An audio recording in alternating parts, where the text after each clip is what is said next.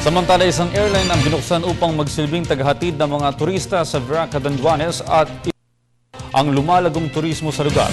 Para sa detalye, balitaan mo kami, Haji Caaminio.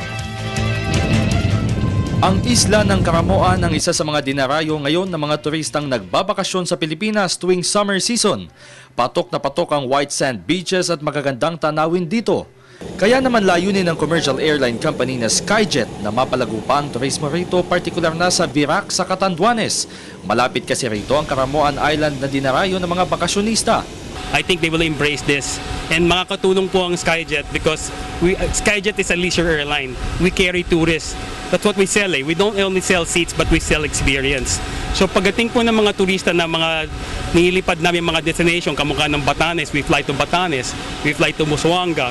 So we expect those people that flies from Skyjet to Batanes and to Busuanga start paying attention to Verac. So yan ang gusto namin. We want to divert the traffic of the tourists to go to Verac to discover this beautiful. Because alam niyo po, ang Pilipinas is about 7,000 plus islands. And we have so many islands to be discovered and to be reintroduced to the market or to introduce it in the tourist industry. Sa ginanap na inaugural flight ng naturang airlines patungong Verac, nagkaroon ng pagkakataon ng PTV News Team na masubukan ang panibagong flight nito.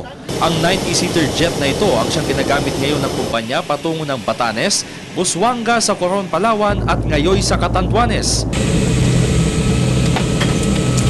Kalalapag lamang namin dito sa Verac Airport. Ngayon ay 8:58 AM. Umalis kami ng Maynila ng 8:15, so 43 minutes yung pagitan ng biyahe namin. So mabilis. Kasama sa inaugural flight sina Catanduanes Governor Joseph Cua at Congressman Cesar Sarmiento. Ayon kay Cua, magandang pagkakataon ito upang mapalago pa ang turismo sa kanyang pinamumunuang lalawigan. Bukod sa murang pamasahe, tiniyak din ng airline company ang seguridad para sa mga pasahero nito. Naman umano na bagamat isang commercial company, tutulong sila sa pagpapalakas ng turismo sa bansa sa pamamagitan ng pagbibigay serbisyo sa mga Pilipino. Isa ang Catanduanes sa mga ipinagmamalaking summer destinations ng bansa dahil sa angking ganda ng mga beaches rito, gaya na lamang ng Caramoan Islands. Kung kaya naman inasang mas lalago pa ang turismo dito sa pamamagitan ng mga direct daily flights upang mas masabi nga natin na it's really more fun in the Philippines. Mula dito sa Verac, Catanduanes, para sa telebisyon ng Bayan, Haji Caaminio.